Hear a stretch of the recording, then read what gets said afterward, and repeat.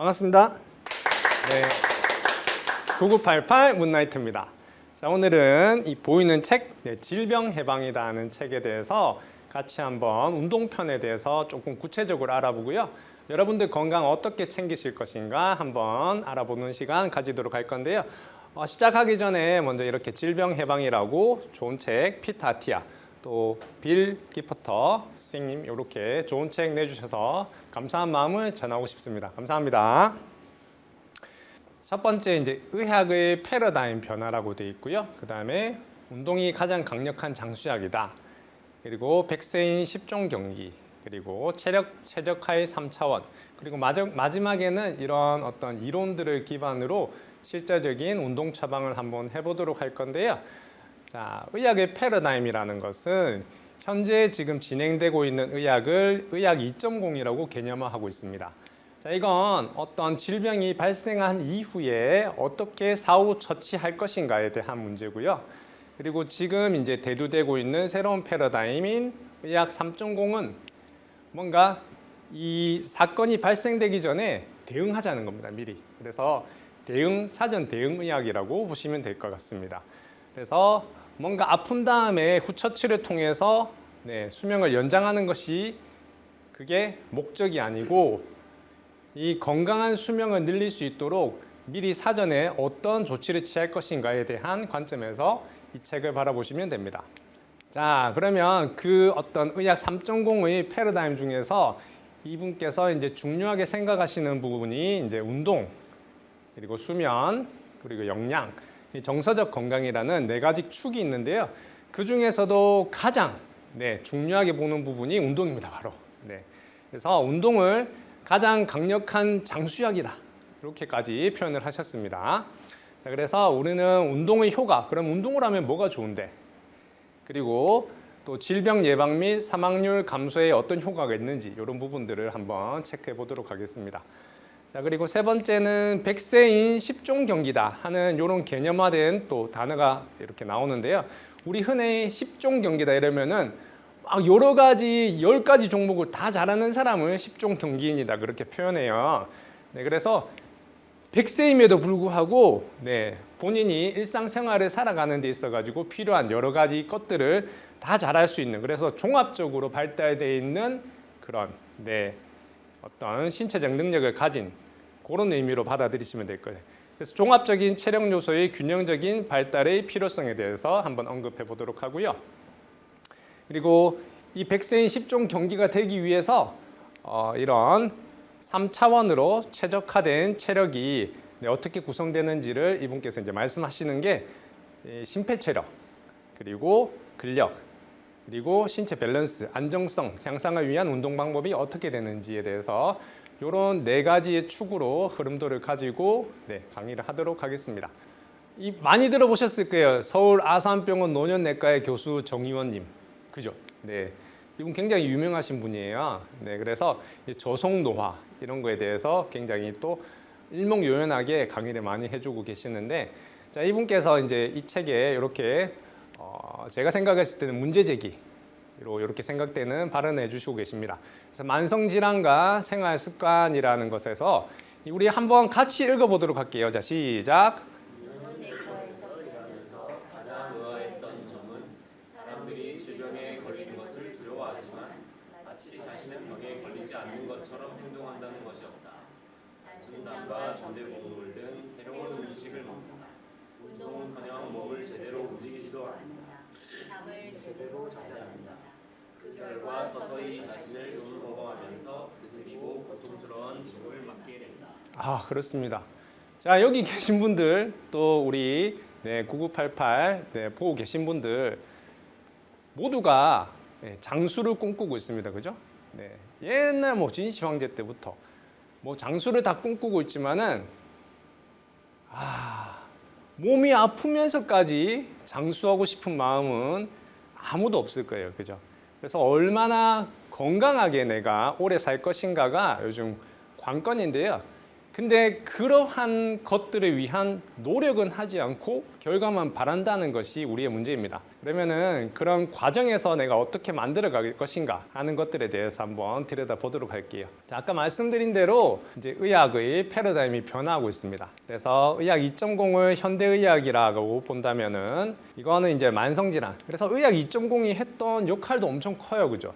뭔가 바로 급성으로 뭔가 뭐 병이 나거나 사고가 나거나 이랬을 때는 뭐 수술이든 시술이든 혹은 약물이든 통해서 바로바로 나설 수 있는 엄청난 그런 데이터를 누적한 것이 의학 2.0이라고 보고 있습니다. 하지만 이제 이 만성 질환이라는 것은 차곡차곡 생활 습관 속에서 조금씩 쌓여오던 것들이 어느 순간 팍 하고 터지는 거예요. 그죠? 네. 그렇기 때문에 만성 질환은 항상 발생한 후에 이렇게 개입하는 수준이 되다 보니까 그걸 어떻게 뭐 약물이든 시술이든 수술이든 뭔가 할 수 있긴 하지만은 그게 삶의 질을 그렇게 높이는데 크게 역할을 하지는 못했다고 볼 수 있습니다.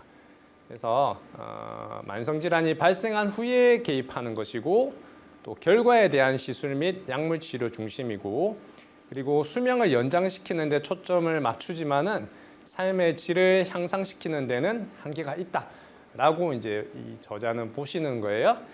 그러면 어떻게 하면 건강한 삶의 질 높일 것인가 하는 이제 의학 3.0 새로운 패러다임을 이제 가지고 오셨어요. 자, 그래서 만성 질환이 발생하기 이전에 예방적으로 대응적으로 이렇게 개입을 해야 된다. 그런 것들이 뭐다? 결국 건강한 생활 습관, 운동, 영양, 수면, 정서 건강을 중심으로 해서 생활을 개선해야 되는 거죠.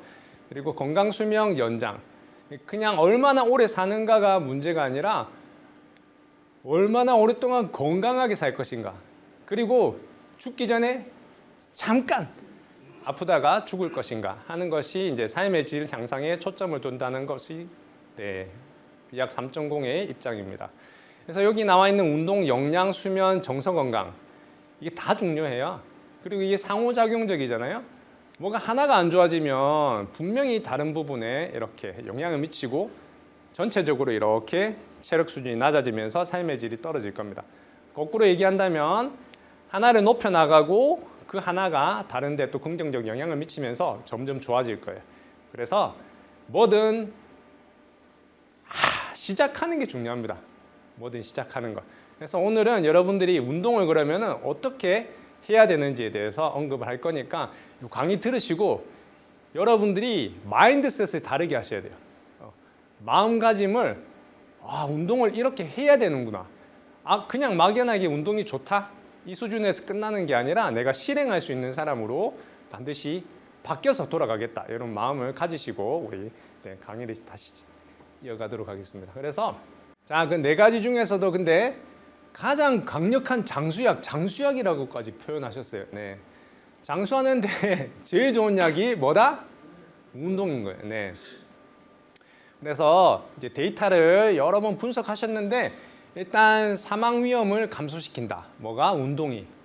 그래서 운동을 일절 하지 않으시던 분께서 꼴랑 일주일에 전체 운동할 시간이 90분이에요. 1시간 30분이죠. 운동을 했을 때 모든 원인 사망 위험률이 무려 14%가 감소했다 그럽니다. 자, 이거는 약물보다 뛰어난 효과래요. 네. 우리 아프면 가서 막 주사약 맞고 그러잖아요. 근데 그렇게 병원 가셔서 주사약 맞는 것보다 90분 일주일에 운동하시는 게 사망률을 감소시킨다는 거예요. 자, 그리고 만성질환을 예방하는 효과가 있습니다. 만성질환은 이게 한 번 시기가 딱 작동하면요 잘 멈추질 않습니다. 째깍 타임벨트에 올라가면 그냥 자동으로 자꾸 가게 돼 있어요. 그래서 뭔가 제동을 딱 걸어줘야 돼요. 그러기 위한 만성질환 예방의 효과가 운동에 있는데 심장동맥질환 그리고 당뇨병, 뇌졸중 사망률을 감소시키는 효과가 있습니다. 이건 약물과 비슷하거나 혹은 더 나은 결과를 불러온다. 그리고 운동은 전인적인 건강에 영향을 미친다는 거죠. 여러분들 옛날 뭐 강인한 신체, 강인한 정신 이런 말씀 들어보셨잖아요, 그죠? 네. 그래서 그냥 딱 생각해봐도 아우 이렇게 막 힘이 없고 체력이 빠져 있고 이렇게 구부정하게 다니는데 이게 자신감이 있겠습니까? 없잖아요, 그죠? 이렇게 어깨 딱 펴주고 당당하게 걸으면 이미 자기의 어떤 몸가짐에서 마음가짐이 나온다고 생각됩니다. 그래서 여러분들이 신체가 건강하면 여러분들 이 사고 능력 그리고 또 정서의 건강에도 긍정적인 영향을 미친다고 볼 수 있습니다. 네. 자, 그러면 이렇게 좋은 운동 조금 뭐 이렇게 들어는 봤는데 조금 막연하잖아요. 어떻게 해서 이게 좋아지는 건데 우리 신체가. 그래서 이 운동을 했을 때 반응이라는 것은요, 자극이 갔을 때 자극에 대해서 어떤 반응이 일어나는지, 그리고 이 적응이라는 건요, 이게 반복되었을 때 내 몸이 어떻게 변화해서 긍정적 영향을 미치는지에 대한 것이라고 볼 수 있습니다. 그래서 일단 내 신체가 어떻게 작동하는지에 대해서 한번 알아보도록 할 건데요. 자, 제가 이렇게 있는데 손을 이렇게 한번 드는 것조차도 이건 어떤 역할이냐면 뇌에서 일단 명령을 내려야 됩니다. 그죠? 자, 명령을 내렸는데 이 뇌에서 내린 게 중추신경을 따라서 척수신경을 따라서 운동신경 따라서 말단까지 이렇게 손가락 하나 나 이번에는 이렇게 둘째만 내밀어야지 이런 게 내가 사고했던 것들이 신경계를 통해서 이렇게 전달됩니다. 근데 이 신경계가 전달되는 루트 자체가 뭔가 막혀 있다 혹은 명령은 나는 오른쪽 내렸는데 왼쪽이 움직이네 이러면 잘못된 거죠. 그죠? 그래서 이런 신경계의 운동을 반복하다 보면 신경계의 명령에 따라서 나의 운동신경이 반응하는 속도도 빨라지고요. 그 다음에 정밀해집니다. 네. 뭐 이것부터 좀 좋지 않습니까? 그죠? 네. 민감하게 내 신경이 나의 명령에 따를 수 있게 됩니다. 자, 그러면 명령을 내렸으면 자, 이번에는 오른팔을 굽히겠어. 이렇게 하면 굽어집니다. 그죠? 자, 이렇게 굽어지는 건 어떤 역할에 의한 이런 기계적 힘 자체는요. 이 신경이 이렇게 근육에 딱 자극을 주면요. 이게 이제 수축하라고 명령을 내립니다. 그러면 근육 내에 있는 수축 단백질 필라멘트들이 이렇게 서로 당기면서 줄어들거든요. 그러면 이 뼈대에 붙어 있는 근육 자체가 길이가 줄어들면서 이렇게 나의 뭔가를 만들어낼 수 있는 겁니다. 움직임 자체를. 자, 그래서 이렇게 이제 수축을 하는데 수축을 하려면은 기계적 에너지잖아요. 그러면 이거 에너지가 필요해요. 그죠? 그럼 이 에너지는 어떻게 해서 만들어지냐면 우리가 이제 섭취하는 음식물 속에는 흔히 알고 있는 단백질, 또 탄수화물, 지방, 무기질, 비타민, 수분 이런 것들이 영양소들이 다 함유되어 있습니다. 그죠? 네. 그래서 이런 것들이 소화, 흡수 과정을 통해서 간이나 혹은 나의 근육 속에 이렇게 또 혹은 지방 조직 속에 이렇게 저장이 되는데 이것들이 에너지화돼서 화학적 에너지로 승화되면은 이걸 기계적 에너지로 발생시키는 원천이 된다 볼 수 있습니다. 네. 자, 그러면 이런 에너지를 사용하는 시스템 자체가 반복해서 사용하다 보면은 유효하게 저장할 수 있는 에너지 양이 늘어나고요. 그리고 또 바로바로 우리가 이렇게 뭔가 이 현금화해서 쓸 수 있는 돈이 많으면 부자라고 볼 수 있잖아요. 그와 마찬가지로 에너지를 바로바로 현금화해서 지금 운동하는 데 사용할 수 있도록 만드는 능력이 뛰어나집니다. 네. 자, 이렇게 운동을 하면 소화와 관련된 그리고 또 운동을 하면 에너지를 산화해서 만들어내는 이런 효소들의 작용까지 좋아지기 때문에 신체 전반적인 면역 체계가 올라간다고 볼 수 있습니다. 네. 자, 다음에 이 심혈관계라고 이렇게 나와 있는데 이거는 심장과 혈관에 관련된 거예요. 자, 그러면 결국에는 이렇게 에너지화한 것들을 내 심장이 이렇게 펌프질하면서 순환시켜줘야지 피가 필요한 조직에 가서 이렇게 에너지원을 만들어낼 건데 이 심장도 운동을 시키면은 하나의 근육 덩어리이기 때문에 이게 기능이 좋아집니다. 그래서 이제 마라톤 선수들은 일반인의 심장보다 용적이 무려 한 1.5배는 커요. 그래서 이 심장이 크다는 것은 차로 치면 엔진이 좋은 거예요. 그러니까 한 번 밀어낼 때 많은 혈액을 밀어낼 수 있는 거죠. 한 번 밀어낼 때 많은 혈액을 밀어낼 수 있다는 것은 결국에는 많이 뛰지 않아도 된다는 거예요. 심장이.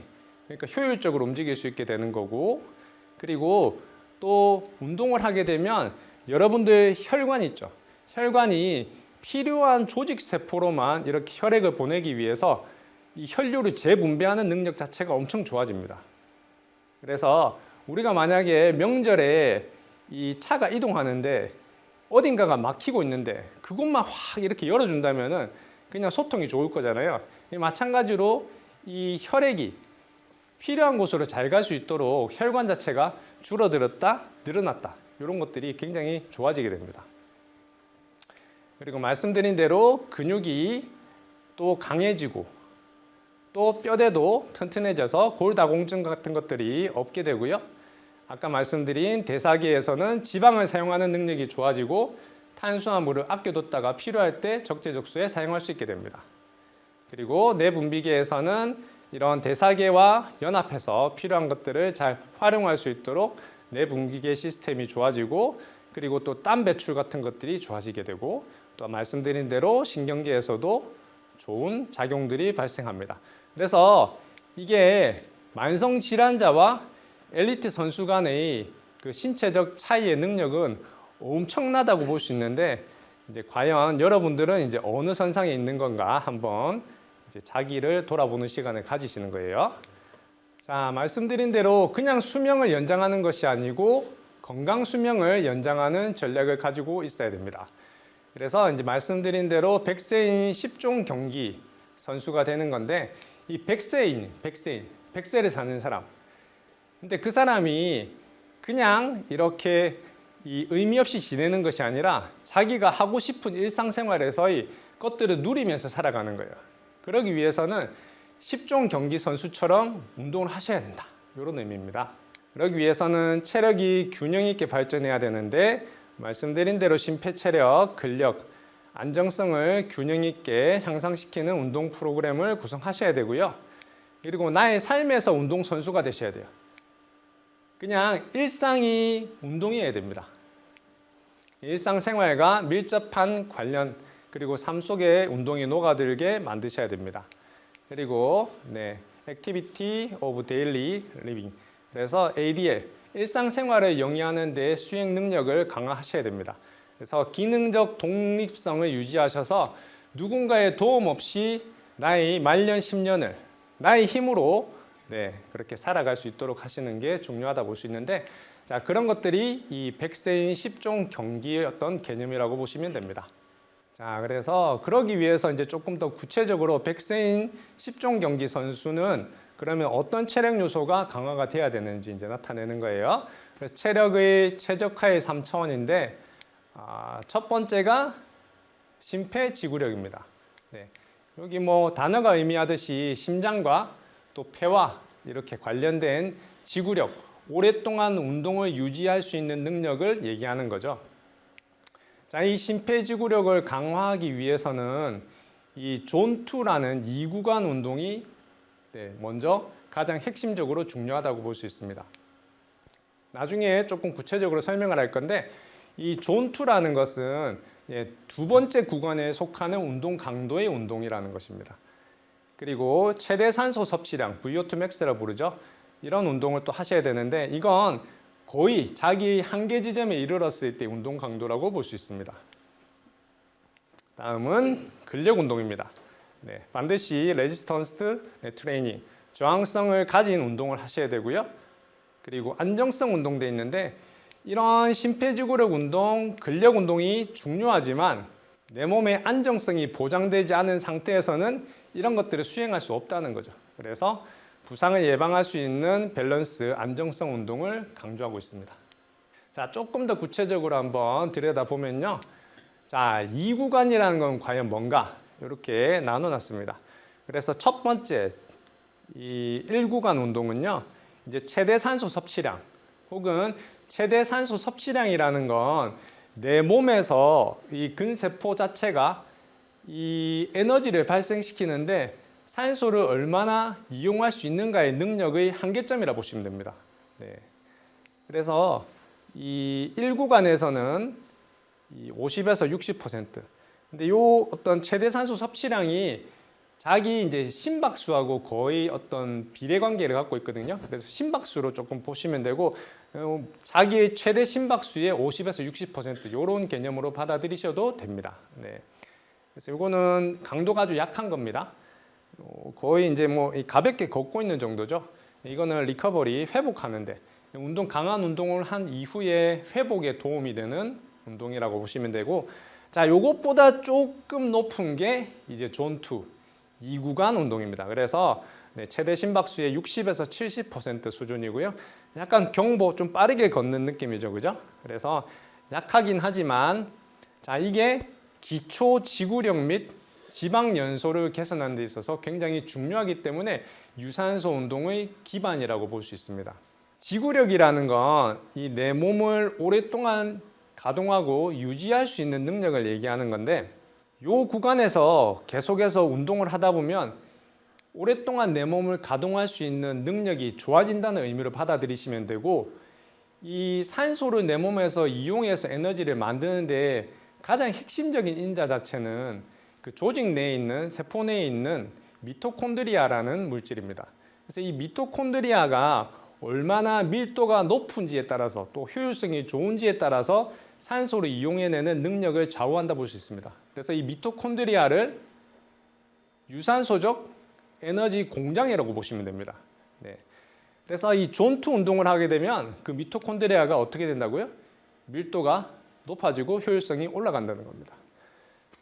자, 그래서 이 미토콘드리아에서는 또한 이 산화를 하기 때문에 산소를 이용해서 에너지를 발생시키기 때문에 뭐 탄수화물도 에너지원으로 쓸 수 있고 지방도 에너지원으로 쓸 수 있어요. 근데 우리가 원하는 건 탄수화물을 쓰기 원합니까? 지방을 쓰기 원합니까? 그죠? 지방을 쓰기 원하죠. 그래서 이 2구간에서 운동을 하면은 지방을 탄수화물보다 상대적으로 더 많이 쓸 수 있게 됩니다. 그런 능력이 점점 좋아져요.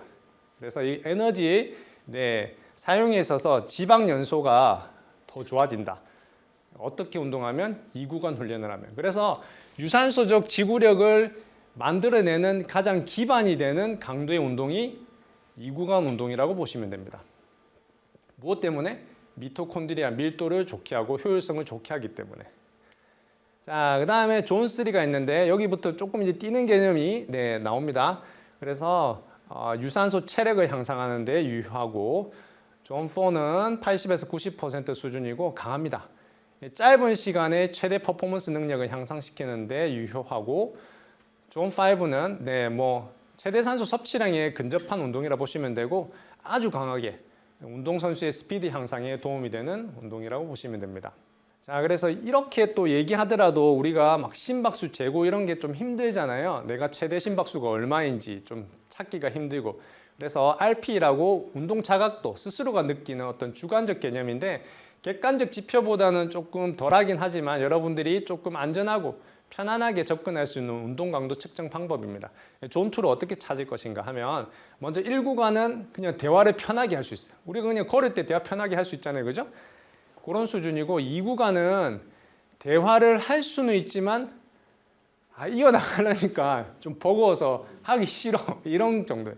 그러니까 우리가 운동을 하는데 막 그냥 대충 걷는 그런 거는 운동이 안 된다고 보시면 됩니다. 네. 아주 안 되는 건 없지만 그 효과가 미비하다. 그래서 유산소 지구력을 향상시키기 위한 2구간 운동의 강도는 어떻게 하면 된다? 뛰면서 옆 사람하고 대화를 해요. 야, 오늘 점심에 뭐 먹지? 근데 조금 얘기하기가 조금 버거워요. 그 정도 수준으로 운동을 하셔야 된다는 거예요.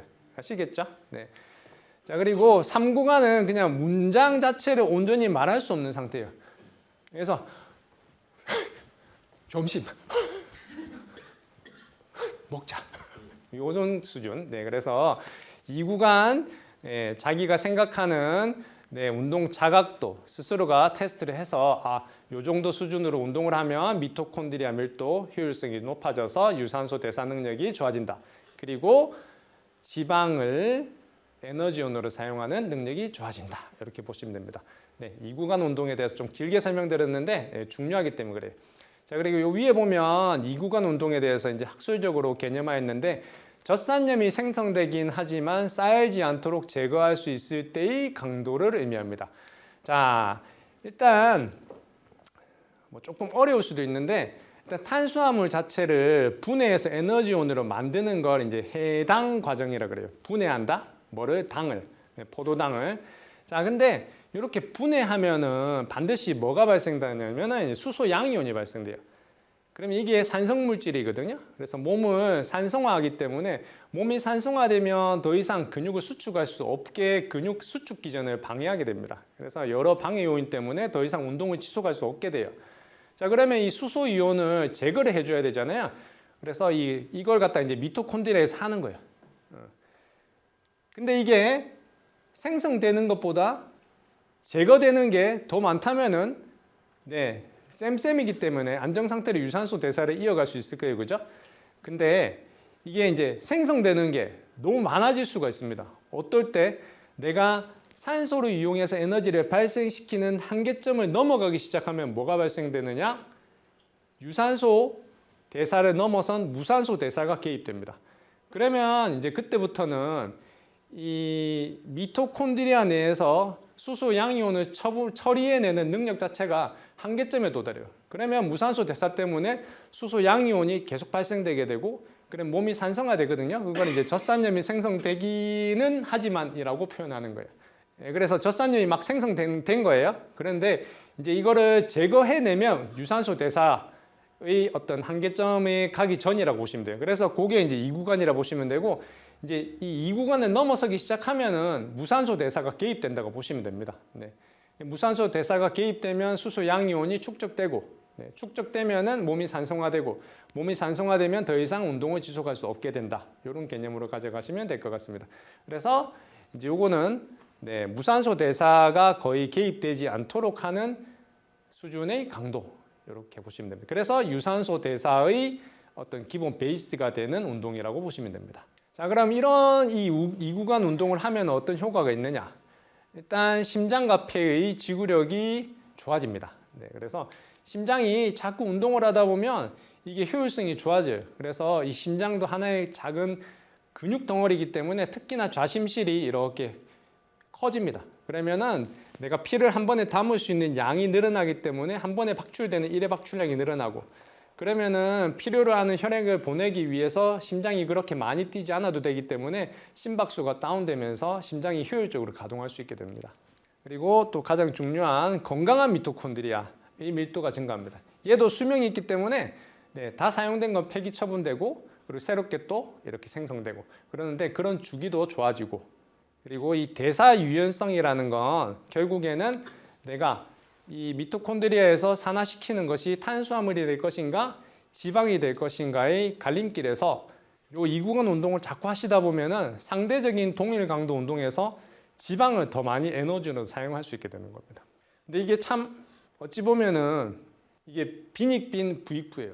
그래서 이게 몸이 날씬하고 근육이 많은 사람일수록 체력이 더 좋기 때문에 이 2구간에서 운동을 더 잘할 수 있게 되고 그러면은 지방을 더 많이 산화할 수 있게 됩니다.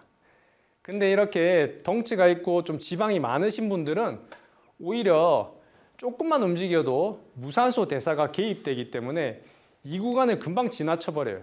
그래서 지방을 에너지원으로 잘 사용하지 못하고 탄수화물을 사용하면서 몸이 산성화되기 때문에 빨리 지치게 됩니다.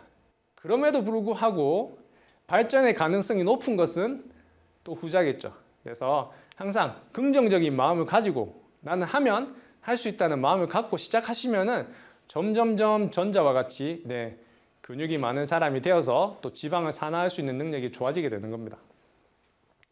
그리고 이제 젖산역치가 증가한다는데 이 젖산역치가 바로 이제 수소 양이온이 쌓이기 시작하는 임계 지점을 얘기하는 겁니다. 네.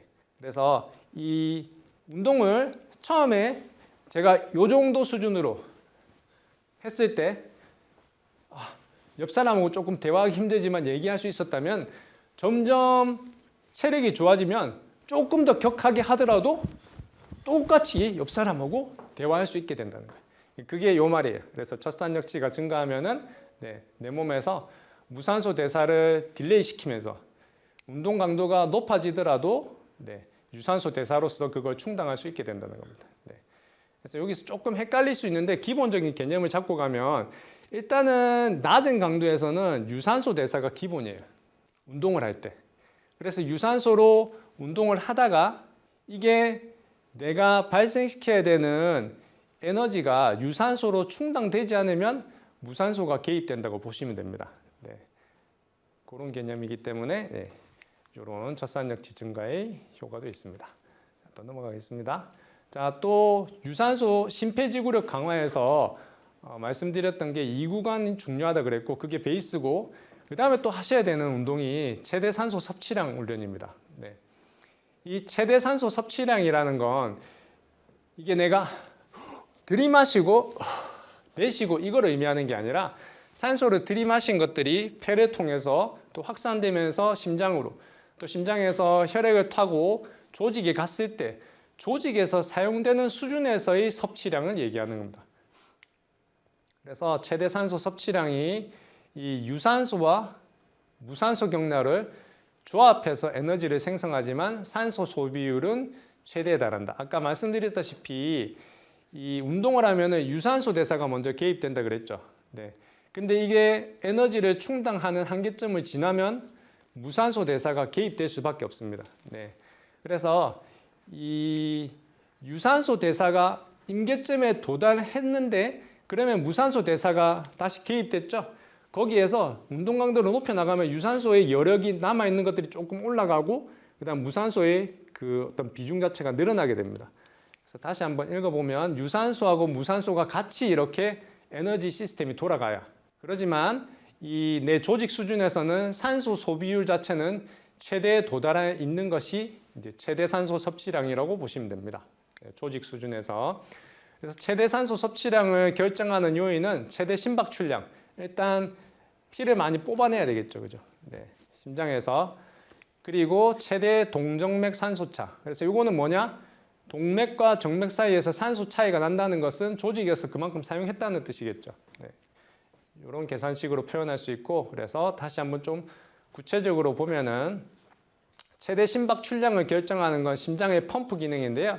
이 심장의 1회 박출량이 얼마나 큰가. 그래서 개인마다 뛸 수 있는 심장의 분당 횟수는 거의 한계점이 정해져 있거든요.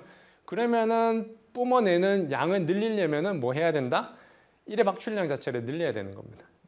그래서 최대 심박출량을 뽑아내고 그리고 또 최대 동정맥 산소차를 늘리기 위해서는 근육에서 산소를 이용하는 능력 자체를 늘려야 되고 그러려면 근육 내로 침투되는 산소가 많아야 되기 때문에 모세혈관 밀도가 일단 많아져야 되고 그 다음에 또 이제 근육 내에서 이제 산소를 받아들이는 우리가 헤모글로빈을 통해서 이렇게 혈액 속에서 산소가 이동되잖아요.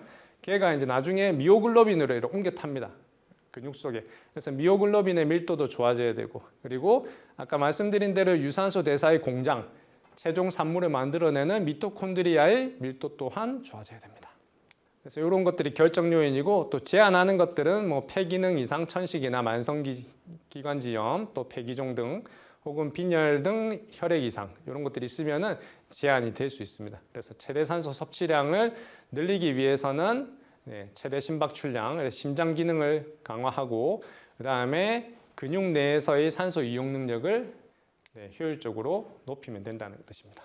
자, 그럼 이런 최대 산소 섭취량 운동을 했을 때 어떤 효과가 있느냐? 그래서 이제 이 최대 산소 섭취량을 100분위로 한번 나눠봤어요. 그래서 이 하 집단이 있고 상 집단이 있고 중은 또 중하와 중상으로 이렇게 4분위로 나눠봤을 때 여기 중하에 있는 여기 있는 사람들은 여기 상에 속한 사람들보다 모든 원인의 사망률이 2배가 증가한답니다. 최대 산소 섭취량의 차이 때문에 이 사망률이 이렇게 나눠진다는 거예요. 근데 이게 어느 정도냐면은 흡연에 의한 사망 위험보다도 높은 수치랍니다. 그래서 이 뭐 그러면은 상해 가면 흡연해도 되겠나 이런 의미는 아니죠. 네.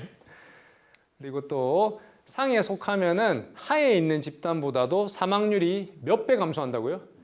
4배나 감소하네.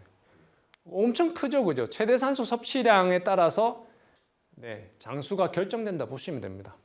그리고 상 중에서도 상위 2.3% 엘리트죠.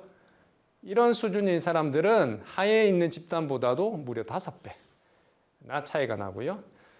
그리고 이 최대 산소 섭취량은 이게 나이가 들에 따라서 어쩔 수 없이 이렇게 감소를 합니다. 어떻게 10년마다 10%씩 이렇게 감소를 하는데요.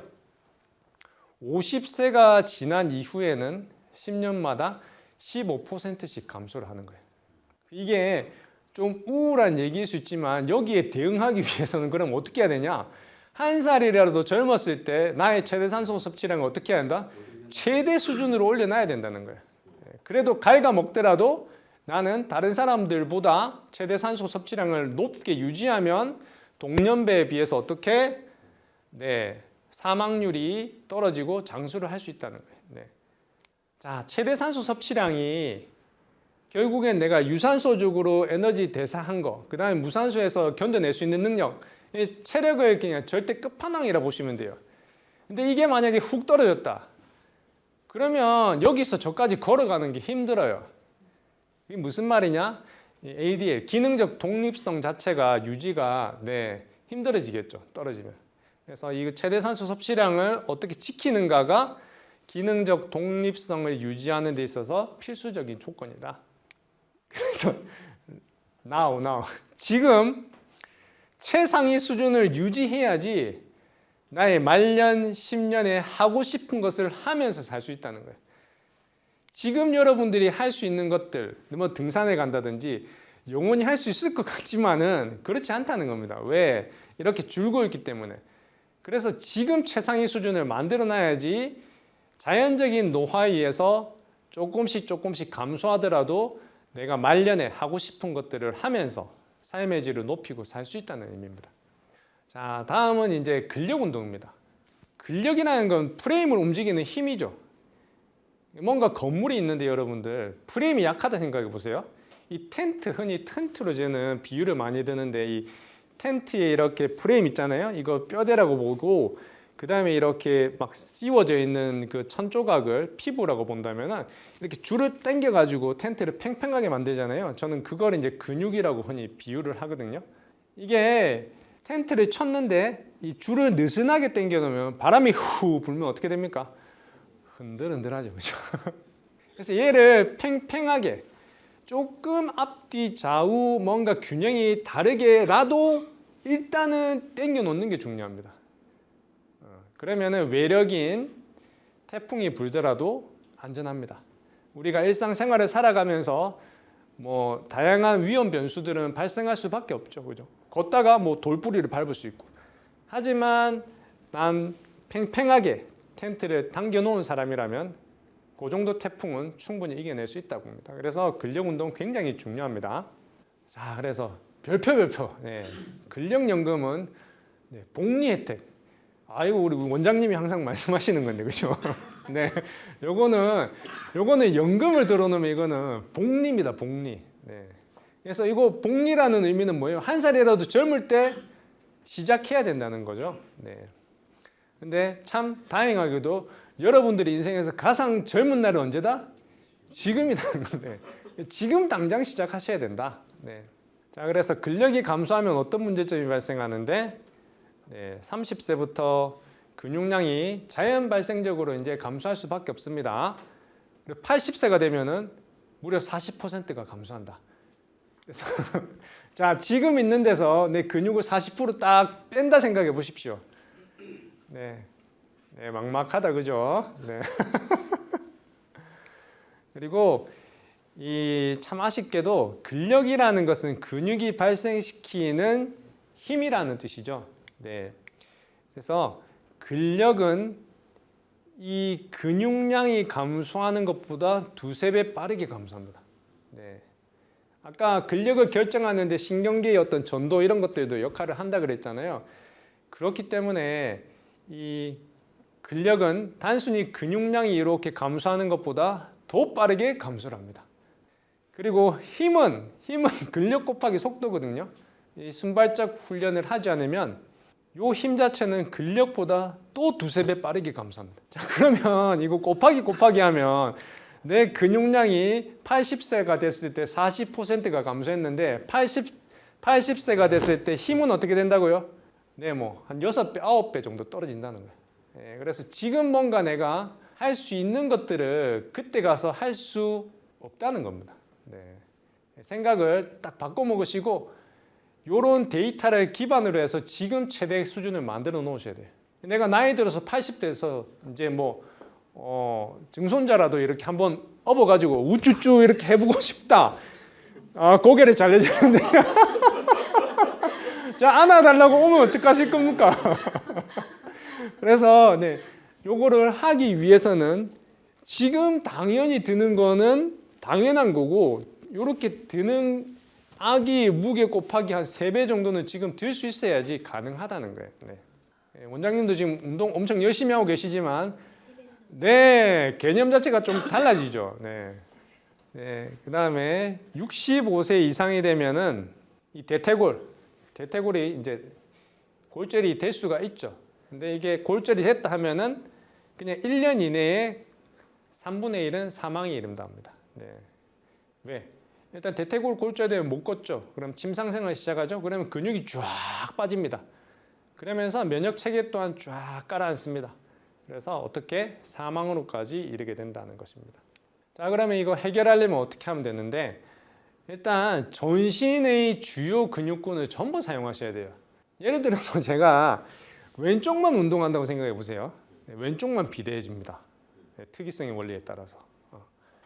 텐트를 쳐놓고는 1, 2, 3, 4가 있는데 1, 2번만 막 당겨 놓는 거예요. 그러면 텐트 기울죠, 그죠? 네. 그래서 전신에 있는 주요 근육군을 다 사용하시도록 세팅하셔야 되고요. 그리고 이제 지근과 속근이라는 것 개념이 나오는데 이 지근은 오랫동안 유지할 수 있는 거예요. 그러니까 동일한 동작을 이걸 한 100번 반복할 수 있는 거죠. 속근은 한 번에 큰 힘을 발생시키는 거예요. 그래서 뭐 이거를 한 번밖에 못 들지만 100kg로 팍 들어버린다든지 이런 개념으로 근육을 나누는 건데요. 지금보다는 속근 섬유의 위축이 더 큽니다. 나이가 들수록 속도 개념이 떨어지기 때문에 신경계 활성도가 떨어지기 때문에 그렇기 때문에 반드시 이런 속근 섬유를 강화하기 위해서 무거운 무게를 사용해서 운동을 하셔야 되고 운동의 속도 또한 변인이기 때문에 운동 속도도 빠르게 하는 것들도 또 첨부해서 운동을 하셔야 됩니다. 그리고 저항성 운동으로 하셔야 되고 골다공증 그리고 골절 예방을 위해서도 근력 운동은 필수라고 볼 수 있습니다. 나이 들면 특히나 여성들은 에스트로겐 이제 끊기고 나면은 뼈에 구멍이 나기 시작하죠. 네, 골다공증을 예방하는데도 근력 운동만한 게 없습니다. 자, 그래서 근력 운동을 4가지로 이렇게 기본 요소로 나누셨는데 피타티아 박사께서 네. 일단 제일 중요한 건 쥐는 힘이라는 거예요. 쥐는 힘. 우리가 중학교 때 혹은 고등학교 때 체력장 같은 거 하면 기억날 거예요. 이거 그죠? 네, 악력 테스트입니다. 네. 이게 이 쥐는 힘 자체가 나의 전반적인 근력을 대표해 주는 값이기 때문에 이렇게 쥐는 힘을 갖다가 측정을 하는 거예요. 그만큼 쥐는 힘은 중요하다는 거죠. 이 손이라는 게 세상과 이렇게 인터페이스 접촉하는 면이기 때문에 이걸 잘 쥘 수 있어야지 뭔가가 시작되는 겁니다. 그래서 쥘 힘을 첫 번째로 말씀하셨어요. 그래서 거의 모든 신체 활동에서 주된 접촉점이고요. 이 근력 검사할 때 기본 척도가 됩니다. 그래서 이렇게 힘을 주면 이 손의 힘만 들어간다 생각하시는데 그렇지 않습니다. 전신의 힘이 다 들어갑니다. 이게 뒤에 있는 광배근, 등을 전체를 점유하는 이 광배근도 힘이 들어가고요. 그리고 우리가 항상 힘을 쓸 때는 지면 반발력이 없으면 안 돼요. 공중에 내 몸을 띄워놓고 이걸 또 쥔다면 크게 힘이 안 들어가요. 힘을 줄 때 이렇게 쥐죠. 그죠? 땅을 밀어내면서. 그래서 이 전신에 있는 모든 근육에 힘이 들어간다고 보시면 되기 때문에 쥐림이 중요합니다. 여기 사진 남아 있는 게 파머 스케일이죠. 네. 이 기준 이제 한번 좀 심각해져야 돼요. 기준이 네, 체중은 뭐 얼만큼 들어야 되는데 자기 체중만큼. 그러니까 제가 지금 90kg 좀 넘거든요. 그럼 한 손에 어떻게 45kg씩 들고 네. 자, 여자는 체중의 75%. 네. 자, 그러면 만약에 50kg다 하시더라도 25kg. 네, 25kg면 예, 여기 있습니다. 요런 것들. 네. 네. 네, 저거를 한 손에 하나씩 딱 들고 네. 얼만큼 걸어야 된다고요? 1분 걷기. 네. 어깨뼈, 후인 하강은 다치지 않기 위해서 이렇게 뒤로 그리고 아래로 꾹 눌러놓고 어깨뼈가 이렇게 뒤로 아래로 된 상태로 할 수 있어야 된다는 거예요. 네. 하십시오. 하면 좋습니다가 아니라 뭐 해야 한다. 네. 그리고 대부분 피타티아 박사께서 말씀하시는 건 이 노인들 지금 노인들을 관리하시는 분이시잖아요.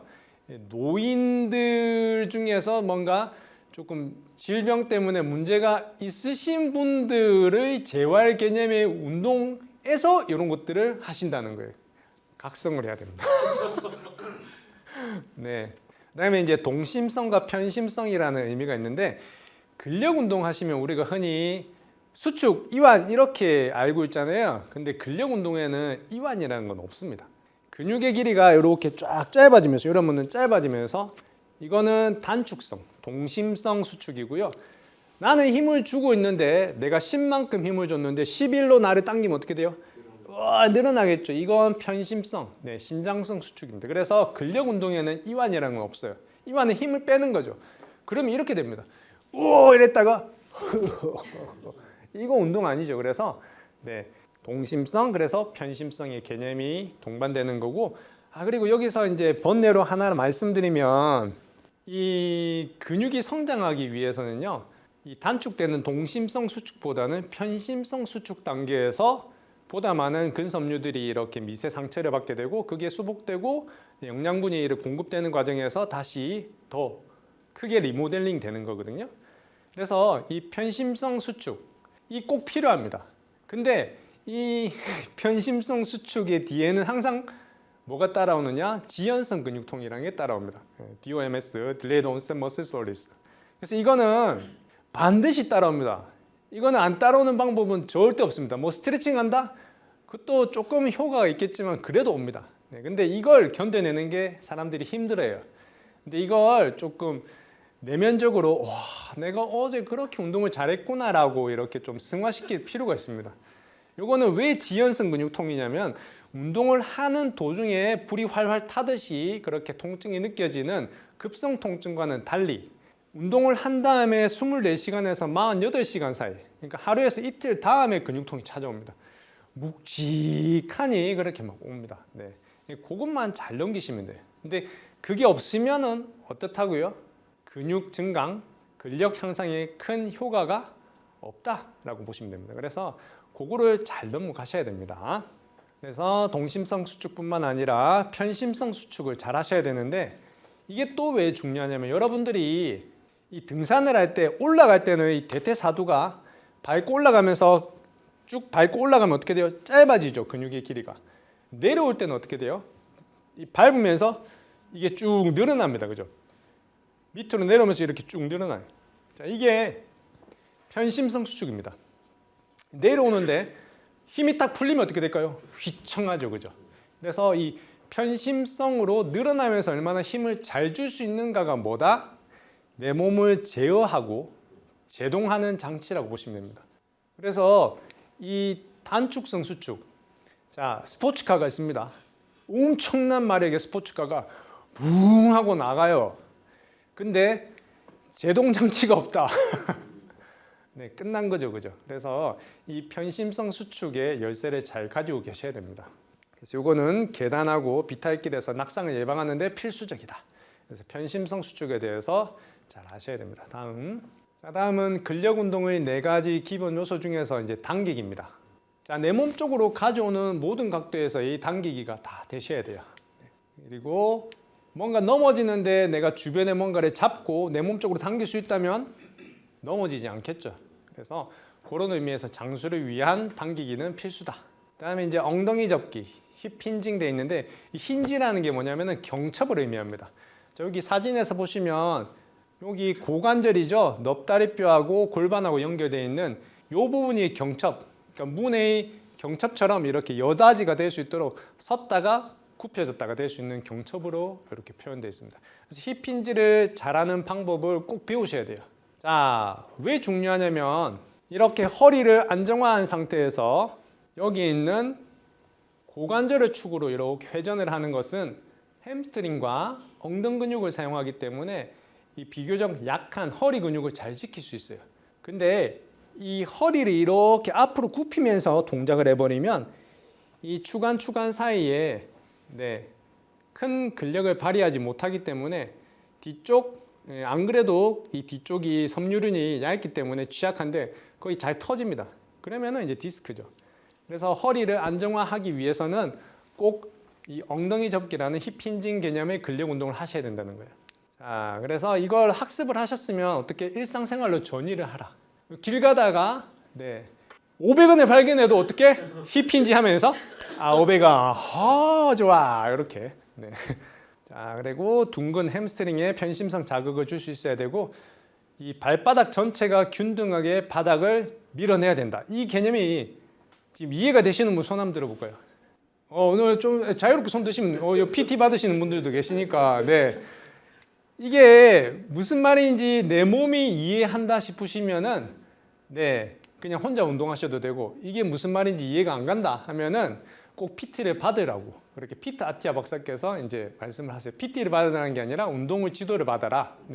왜냐하면 이거 이렇게 뭐 사진 몇 장으로 설명되는 것도 아니고 사진을 막 어마무시하게 갖다 붙여야 되고 그리고 또 수천 단어를 끌어모아 가지고 설명을 해야지 이거 하나 설명할 수 있다.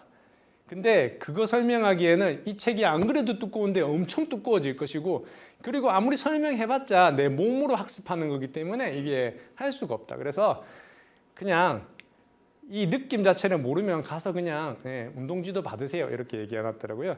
그래서 이 아주 디테일한 이런 부분들을 신체가 직접 학습을 하고 내 생활의 전반으로 이렇게 전이해서 삶을 살아갈 수 있어야지 삶의 질을 높이는 하나의 축을 만드시는 거예요. 자, 이제 마지막으로 이제 안정성 훈련이죠. 심폐지구력 훈련, 근력 훈련 중요하다는 거죠. 하지만 내 몸이 안정화되지 못한 상태에서는 그런 것들을 할 수 없다. 그래서 안정성 훈련을 하셔야 되는데 부상 예방을 위해서 제일 중요한 게 안정성 훈련입니다. 이 나이가 들어서 운동을 하고 싶고 해야만 한다는 당위성이 만약에 발생했다 하더라도 부상을 당했어요. 그러면 못하는 거죠. 그래서 부상을 예방하는 것이 가장 중요한데 그러기 위해서는 늘 안정성 훈련을 하셔야 된다는 거예요. 자, 이 안정성이라는 건 내 몸이 원래 설계된 대로 작동하도록 이거 팔꿈치는 이렇게 굴곡신전, 주관절이 이렇게 만들어졌죠. 이거 옆으로 틀면 어떻게 돼요? 부러지죠. 그죠? 그래서 설계된 대로 이 관절이 움직이는 가동 범위들이 있거든요.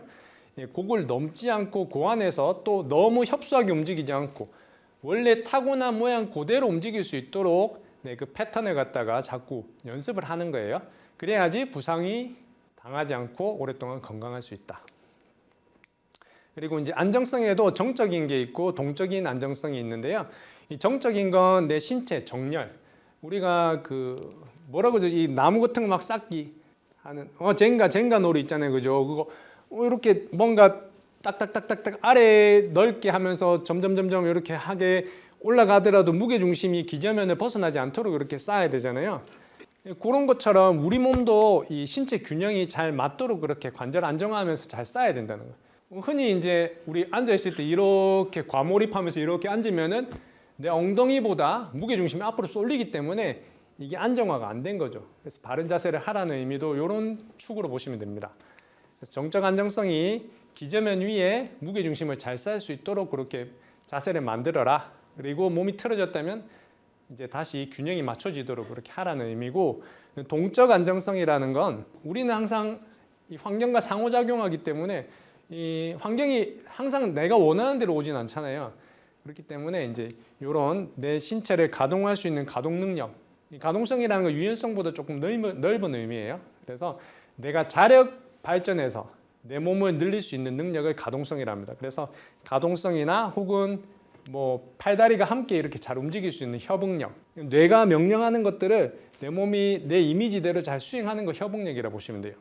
그리고 조정하는 능력, 그리고 빠르게 내 몸에서 근력을 발휘할 수 있는 능력, 순발력, 민첩성, 편심성, 제어 능력 이런 것들을 다 향상시켜야지 동적인 안정성이 갖춰진다는 거예요. 그러니까 아까 또 근력하고도 맞물리죠. 그러니까 이게 세 개가 독립적인 게 아니라 심폐지구력이 좋아지면 근력에도 유효한 영향을 미치고 또 안정성에도 영향을 미치고 안정성이 좋아지면 또 이 다른 부분에 영향을 미치기 때문에 세 개를 독립적으로 가져갈 것이 아니라 같이 가져가야 된다. 이런 의미로 받아들이시면 됩니다. 그 다음에 DNS 운동의 개념과 효과 이렇게 돼. 이게 DNS가 이 다이나믹 뉴로머스큘러 스테빌리제이션 해서 아마 이런 의미가 될 거예요. 동적 신경근 안정화 훈련. 이게 뭐냐면 아기 때 태어난 움직임 패턴을 다시 돌아가는 거예요. 우리 아기 때는 자유롭게 다 움직였잖아요. 근데 그게 이렇게 제한되기 시작하는 거예요. 네. 비활동성으로 인해서. 그래서 이런 것들을 아기 때 완벽한 움직임 패턴을 되찾게 하는 운동이 DNS 훈련입니다. 그래서 여기에 대해서 우리가 좀 이따가 실기를 한번 같이 장소를 옮겨서 해볼 건데요. 이 호흡이 중요하고 이 발, 손 이런 것들이 이제 신체 말단이 또 중요하다는 거죠.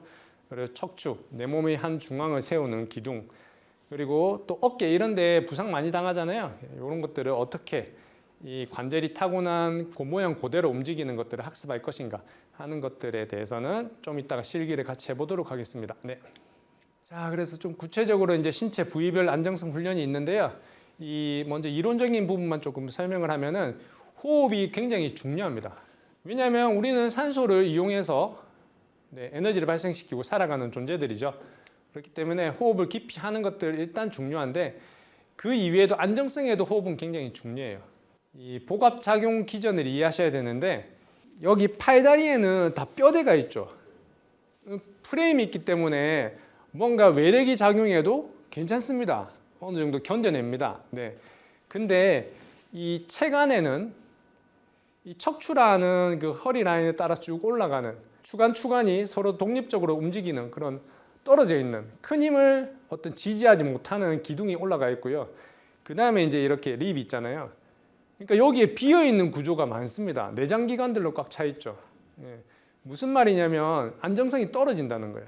이거를 어떻게 비유하자면은 이 페트병이죠, 페트병. 페트병에 뚜껑을 딴 채로 밟으면 어떻게 돼요? 와지끈하고 부러지죠, 그죠? 근데 이거를 공기를 넣고 뚜껑을 닫은 상태에서 밟으면 어떻게 돼요? 견뎌내죠. 그게 호흡의 역할이에요. 호흡을 다 빼고 흐느적한 상태와 호흡을 넣은 채로 뚜껑을 잠그고는 이렇게 체간이 견뎌내는 안정성이 다르다는 거예요. 그래서 이 호흡을 통해서 복압을 어떻게 잡는가는 웨이트 트레이닝 할 때도 굉장히 기본적인 요소라고 볼 수 있습니다. 그래서 이제 나중에 누운 상태에서 360도 호흡으로 횡격막을 강화하는 걸 연습할 건데요.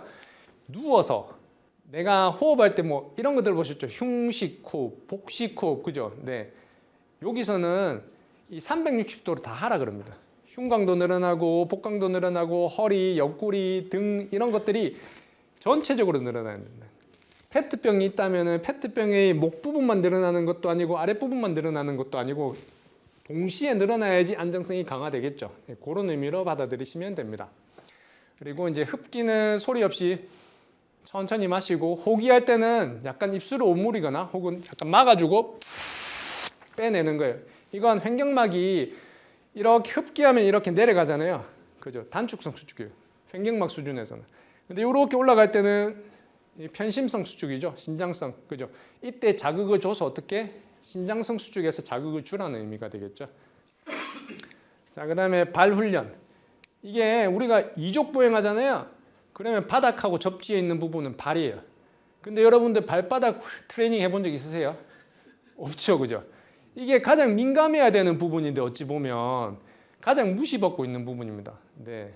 그래서 이 발 훈련을 잘 하셔야 되는데 그러기 위해서 이제 발가락 요가 같은 거 하실 거예요. 그리고 한 발 서서 균형 잡기, 짧은 런지 자세에서 눈 감고 머리 회전 이런 것들 이제 좀 이따 해볼 거예요. 그래서 이제 발가락 근력 강화를 통해서 전신의 안정성을 향상시키는 겁니다. 네. 여기가 제일 기저면입니다. 기저면. 네. 우리가 건물을 쌓을 때 어디를 제일 강하게 쌓아요?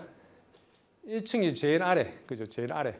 근데 여러분들은 제일 아래를 제일 무시하고 있습니다. 그래서 얘를 네, 오늘 꼭 학습을 하고 가셔야 됩니다. 네, 그리고 척추 및 어깨 훈련. 캣카우 많이 들어보셨죠? 캣카우 자세로 하긴 하는데 이거를 이 분절 하나하나를 척추뼈 분절 하나하나를 독립적으로 움직일 수 있도록 그렇게 신경계를 훈련을 하셔야 됩니다. 그다음에 어깨 칼스. 요거는 이제 칼스라는 건 특정 부분은 고정해 놓고 내가 목표로 하는 그 관절만 움직이도록 하는 어떤 기법이라고 보시면 되고요. 그런 것들 통해서 어깨 관절 가동성하고 안정성 개선에 유효하다 볼 수 있습니다. 그리고 손과 손가락 훈련. 이 손도 막 이렇게 우리 막 손목도 아프기도 하고 손가락 관절염이 오기도 하고 그죠? 이것도 이제 일정 부분은 너무 움직이거나 혹은 너무 움직이지 않거나 혹은 바르게 움직이지 않거나 이런 부분에서 기하는데 이런 것들도 네, 어떻게 좀 훈련을 해서 이런 것들 안정성에 도움이 될 것인가 이런 것들 같이 해보도록 할 거고요. 다음 네, 그다음에 이것도 굉장히 중요합니다. 안정적인 일어서기 훈련. 네, 그래서 여러분들 이제 주짓수라는 그 스포츠 종목 들어보셨을 거예요, 그죠? 거기에서 이제 테크니컬 스탠드업이라는 게 있습니다. 네, 이건 이제 전략적인 전술적인 일어서기죠. 우리가 흔히 일어설 때, 네, 누운 상태에서 막 그냥 뭐 앉은 상태에서도 일어설 때 이렇게 구정하게 있다가 흔히 아이쿠 이러면서 어이구나 허리가 아프다 이렇게 되죠, 그죠? 근데 이런 허리를 사용하지 않고 좀 전에 말씀드렸던 힙힌지 상태에서 얼마나 네, 효율적으로 일어날 것인가. 네, 솔직히 이것만 제대로 학습하고 가도 굉장히 오늘 유효한 학습이라고 볼 수 있습니다. 그리고 이 이제 여기에서 피트 아크티아 박사께서 말씀하시는 거는 이제 베리 스케럽이라고 이 표현된 게 있어요. 그거는 이제 앉은 상태에서 일어서는 동작까지 이렇게 나와 있는데 여기 이제 거의 주짓수에서 테크니컬 스탠드업의 기전하고 비슷하더라고요. 그래서 여기 누운 상태에서 앉기 전략까지 합해서 그래서 누운 상태에서 완벽하게 일어나는 것까지를 효율적으로 네, 허리나 이런 데 부담 없이 일어날 수 있는 것들 오늘 학습해 보도록 하겠습니다. 자, 그래서 이런 좋은 많은 이야기가 있었는데 그러면 도대체 어떻게 운동을 하라는 거냐라고 결론을 지어서 좀 말씀을 드리면 일단 운동은 개인의 수준에 맞춰야 됩니다. 네. 지금 내가 막 의욕이 불타오른다 해서 네, 국가대표들 운동하듯이 할 수는 없는 거잖아요, 그죠? 그래서 자신의 수준에 맞게 그래서 부하를 자기의 수준에 맞게 개별성에 맞춰서 그렇게 부하를 줘야 되는데 이게 어느 정도 운동을 하고 나면 이제 더 이상의 자극이 되지 않을 수가 있습니다. 그때는 또 점진적으로 부하를 높여 나가는 점진적 과부하의 원칙에 따라서 운동의 시간도 또 주당 몇 번 할 것인지 또 어떤 강도로 할 것인지를 정하고 점차적으로 높여 나가시는 방향성을 가져가셔야 됩니다. 그래서 심폐지구력 훈련은 일주일에 3에서 4일, 근력 운동은 주에 3일에서 4일. 일주일이 7일인데 뭐 어떻게 하라고? 중복되는 날도 있어도 됩니다. 네, 여튼 요 정도 수준을 하셔야 된다는 거예요. 자, 안정성 운동은 그럼 어떻게 할 건데? 안정성 운동은 비교적 강도가 낮아요. 그렇기 때문에 요거는 모든 운동의 웜업 단계에서 그냥 습관처럼 하시는 거예요. 네. 그리고 유연성 운동은 이제 쿨다운 단계에서 이렇게 시행을 하시면 됩니다. 흔히 우리가 운동 전에 막 스트레칭 하면 좋다라고 생각하지만 꼭 그렇지만은 않습니다. 특히 이제 날씨가 이렇게 추워지면 이 근육도 얼어붙고 관절도 많이 이렇게 얼어붙어 있는 상태에서 막 늘리면은 좋지 않습니다. 그래서 운동의 순서는 항상 이렇게 관절을 온도를 높여주는 조인트 플레이를 먼저 하시고요. 그리고 본 운동인 근력 운동이나 심폐지구력, 달리기 같은 걸 하시고 마지막에 정리 운동 개념에서 근육의 길이를 조금 늘려주는 유연성 운동, 스트레칭을 하시는 게 좋습니다. 자, 근력 운동과 그럼 심폐지구력 운동을 하루에 해야 되는 경우도 발생하겠죠. 자, 그런 경우에는 근력 운동을 먼저 하시고요. 근력 운동 한 다음 날 그날 바로 또 최대 산소 섭취량 훈련하는 건 조금 피하시는 게 좋습니다. 그래서 근력 운동을 하고 심폐지구력 운동을 같이 해야 된다면 근력 운동 먼저 하고 2구간 훈련의 강도로서 심폐지구력 운동을 하시면 되고요. 이 최대 산소 섭취량 훈련은 독립적으로 하셔야 돼요. 이거 워낙 힘들기 때문에. 네. 그런 개념으로 하시면 되고 또 최대 산소 섭취량 같은 경우에는 보통 훈련을 나중에 조금 나오기도 할 건데 최대 한 4분까지도 시키거든요. 점진적으로 높여 나가면서 거의 못 뛸 때 탈진 상태까지 몰아붙이는데 그러고 나서는 심박수가 100K 이하로 떨어질 때까지 좀 대기를 하셔야 됩니다. 그러려면 또 한 4분 정도가 필요해요. 그러면은 이제 4 곱하기 4 이러면은 벌써 뭐 한 30분 정도 이제 소요되거든요. 그리고 나서 이제 웜업이나 이런 것들을 피해 가면은 시간을 충분히 한 1시간 정도는 잡을 수 있어요. 그래서 최대 산소 섭취량 훈련 자체를 하나의 독립된 세션으로 잡고 가셔야지 이거를 힘든 근력 운동하고 붙여서 같이 하려면은 뭐 국가대표들은 가능하겠다. 그런 개념입니다. 그래서 심폐지구력 운동에 대해서 조금 더 구체적으로 운동 처방을 알아보면은 일단 종목은 한 번 했을 때 지속적으로 속도를 유지할 수 있는 강도로 한 60분 정도 최대 이거는 뭐 120분까지 뛰는 분들도 계시는데 그건 좀 선수급이고 이제 흔히 건강을 위한 개념으로는 한 60분 정도 지속할 수 있는 속도로 유지를 하셔야 됩니다. 그래서 뭐 달리기나 자전거나 수영 이런 것들 있죠. 일정한 속도로 계속 유지하시는 거 지속주. 빈도는 2구간 훈련을 주 3, 4회 정도 하시고요. 그다음 최대 산소 섭취량 훈련을 주 1, 2회 정도 이렇게 하시면 됩니다. 그리고 운동 시간은 40분에서 뭐 이 최소단입니다. 60분은 넘기셔도 관계는 없습니다. 그리고 운동 강도는 2구간 훈련에서 최대 심박수의 60에서 70%가 2구간이랬죠. 이렇게 하시면 되고. 그러니까는 보통 이제 이거는 그러니까 아까 RP 개념으로 이제 측정을 하셔도 되고 강도를 아니면은 자기가 좀 측정하시면 됩니다. 이렇게 자기가 할 수 있는 최대 수준으로 달리기를 하시고요. 그리고 이렇게 경동맥 같은데 이렇게 찍으면 톡톡톡톡 튀거든요. 그거를 한 20초 정도 재고 곱하기 3 하면은 자기 최대 심박수 뽑을 수 있습니다. 그래서 거기에 준해서 한 60에서 70% 이렇게 하시면 됩니다. 최대 산소 섭취량 훈련은 4분 정도 운동하고 4분 정도 휴식하고 4세트 정도 하고 뭐 한 30분 정도 되죠. 그래 웜업 쿨다운은 충분히 해줘야 돼요. 요거 할 때는 너무 힘들기 때문에.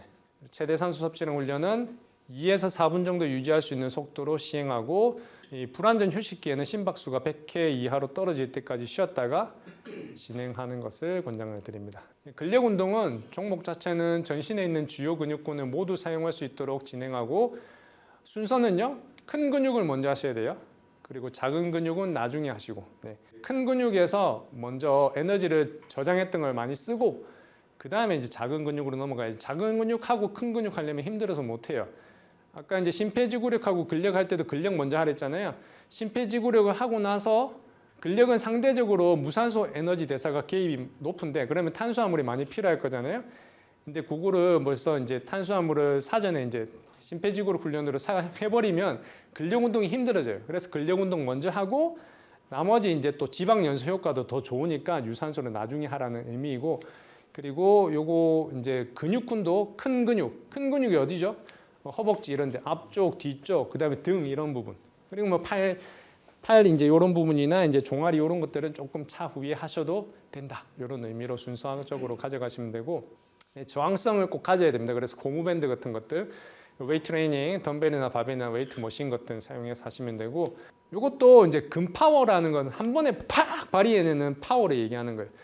지구력이라는 건 얼마나 오랫동안 이 근육이 지속해내는가, 많은 횟수를 반복할 수 있는가. 그래서 이런 연속선상에서 이 다양하게 접근해서 강도를 설정하셔야 돼요. 맨날 막 나는 항상 30번 할 거야. 이거 아니고요. 폭발적으로 힘을 발생시키는 것도 연습하셔야 되고 그래야 신경근 이 협응도가 좋아집니다. 그리고 활성도도 좋아지고 이 열린 사슬 운동과 닫힌 사슬 운동도 균형 있게 진행을 하셔야 되는데 우리가 흔히 알고 있는 뭐 스쿼트 혹은 뭐 푸시업 이런 것들은 닫힌 사슬 운동이에요. 닫힌 사슬이라는 건 뭐냐면은 다쳤다 이러니까 왠지 개념이 안 좋아 보이잖아요. 그렇지 않습니다. 닫혀 있다는 건 이제 신체 말단이 움직이지 않는 걸 닫힌 사슬 운동이라고 그래요. 그러면 이제 이렇게 운동하는 발바닥이 지면에 붙어 있잖아요. 붙어 있기 때문에 나의 신체 전반이 같이 협응해서 움직여야 되기 때문에 오히려 더 협응에 더 좋습니다. 그래서 닫힌 사슬 운동을 하셔야 되고 그 다음에 열린 사슬 운동이라는 건 이 내 몸이 고정되어 있고 이 말단이 움직이는 거예요. 열려 있죠. 그래서 뭐 이렇게 뭐 벤치에 누운 상태에서 이렇게 밀어내는 이런 것들. 그래서 내 몸은 고정되어 있고 말단이 움직이는 것도 하셔야 되고 그리고 말단이 고정되어 있고 내 체간이 움직이는 것도 하셔야 됩니다. 골고루 다 하시라는 뜻이에요. 운동 빈도 주 3에서 4회 정도 하시고 운동 시간 40에서 60분. 그리고 세트 간 휴식 시간은 뭐 이것도 뭐 목적에 따라 다르긴 하지만 일반적으로 한 1분 정도. 네. 그리고 운동 강도는 이제 이 반복 횟수예요. 5번 정도 안에는 이제 근파워. 네. 그다음에 뭐 한 30번 정도 이렇게 하면 근지구력을 위한 운동이라고 보시면 됩니다. 이 연속 선상에서 이제 선택해서 하시면 됩니다. 자, 그러면 이제 정리를 해보도록 할게요. 네, 건강한 노후를 위해서 운동은 단순한 신체 활동이 아닌 건강한 노후를 위한 필수적인 투자입니다. 투자. 규칙적인 운동은 4대 만성질환인 심장병, 암, 치매, 당뇨병 예방과 관리에 탁월한 효과가 있습니다. 심폐기능을 향상시키고 근력을 강화하고 신체 안정성을 개선을 통해서 일상생활의 독립성을 유지하고 삶의 질을 크게 향상시킵니다. 여러분들이 나이가 들어서 말년 10년 동안 누군가의 도움 없이 내가 하고자 하는 일상적인 삶을 살아갈 수 있다면 그거는 원더풀한 삶이죠. 지금 시작하는 운동 습관은 미래의 건강한 노후를 보장하는 가장 효과적인 방법입니다. 나이에 상관없이 지금 바로 시작하셔야 됩니다. 당신의 미래는 오늘 자신의 선택에 감사할 것입니다. 그래서 이 선택에 따라서 네. 네. 갈림길에서 어디로 갈 것인가. 네. 오랜 시간 경쟁해 주셔서 감사합니다. 네.